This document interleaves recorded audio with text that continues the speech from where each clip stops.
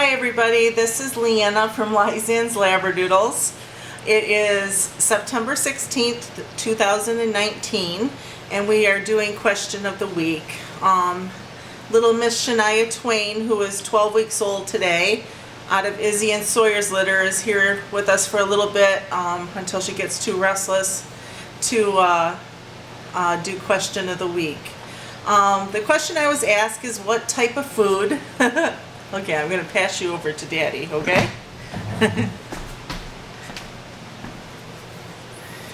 Shania Twain and a few of her sisters and brother are all looking for homes yet, so if you're interested, I'm doing a plug here at the question of the week. Contact us at lizanneslabradoodles.com or 810-434-4226. So anyhow, the question of the week was, what type of food do you feed your dogs or puppies? It's a subject I could go on for a long time about. There are so many good foods out there nowadays, but they also go from an extreme amount of money to an extreme low amount of money. We personally picked a mid-grade food for our dogs. All our dogs eat the same food. We don't feed puppy food. We feed an all stage sport 30-20 food so that it can be fed to puppies and adult dogs. It's Purina Pro Plan, and we have had really good luck with it. It comes in different proteins such as salmon, chicken, and lamb, and they have many different varieties of the Pro Plan brand. So that's what we feed our dogs personally. There is a diet called Raw Diet that is excellent. It is basically feeding your dog raw food, but you really need to do your homework on that one because you need to know how much protein and how much carbohydrates and how much the fruits and vegetables, which are carbohydrates, to add to it, along with, like, say, rice or that kind of stuff. You basically grind up a chicken or turkey or a beef and mix it together and feed your dog that raw. It's really, really good for the dog, especially if you do organic, but it is quite expensive. And we, with as many dogs as we feed, we thought Purina was working great for us. Why change it?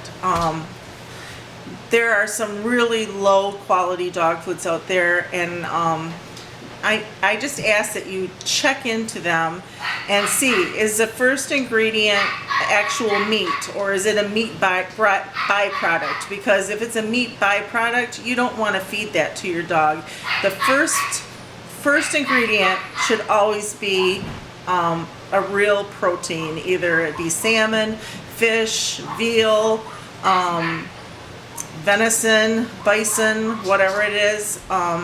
That's what you want to choose, something that is a good quality food.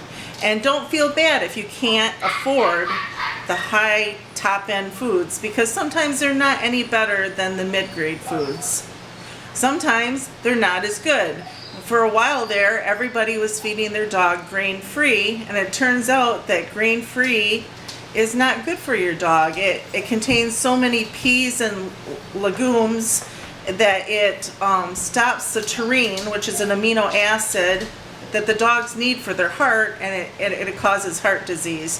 So I ask that anybody who buys a puppy from me, please do not feed your dog grain-free unless your veterinarian says it's an absolute necessity that you do so. So many people were changing over to grain-free because of skin issues or allergies. And you know, I was sold. I thought, whew, why don't we do grain-free if it's so great for them? But like anything, it takes a while when something's new to find out that it might not be the best thing there is on the market. So do your homework. You know, I look up stuff all the time. If you have any questions, get with me. There are foods, treats and things. I know carrots and beans and all that kind of stuff those are great treats for your dog. If you can get them to eat fruits and vegetables. That's awesome to do for treats. There are a few things that are bad for dogs. One of them being onions is a bad thing. Avocados are bad. But most things in general are good for your dogs. Peanut butter is excellent as long as it doesn't have xylitol in it, because xylitol is deadly. Along with dark chocolate, you don't want to feed that to your dog. But there's so many things out there that the dogs love, and people are like, oh, we want to give them a treat of people food. Well, you can.